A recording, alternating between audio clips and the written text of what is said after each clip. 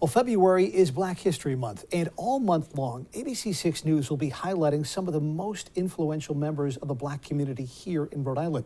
ABC6 News reporter Dominique Turner spoke with the coach of the women's volleyball team at URI about what it's like to be the first Black head coach in program history.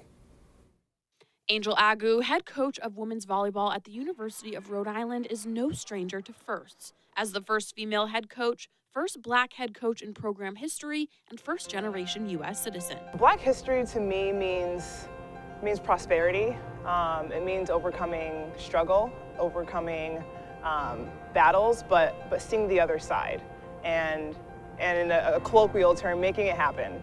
Agu grew up in a Nigerian household filled with culture and tradition.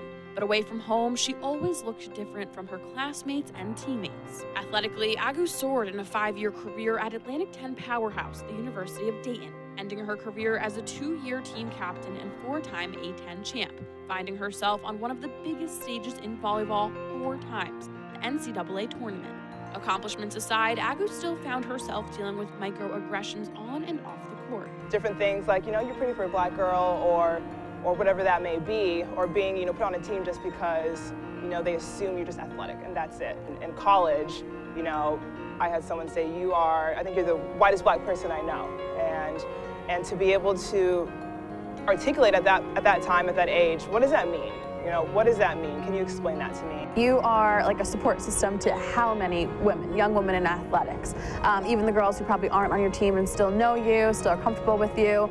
How does that kind of feel, that responsibility of being not just the head coach and a support system for all these women, but ones who may look like you, ones who may not look like you? Where does that kind of responsibility lie for you? Honestly, thinking about that and you articulating in that way, it makes me want to keep going. It makes me want to do all that I can for my players, Black or white, no matter what race they are.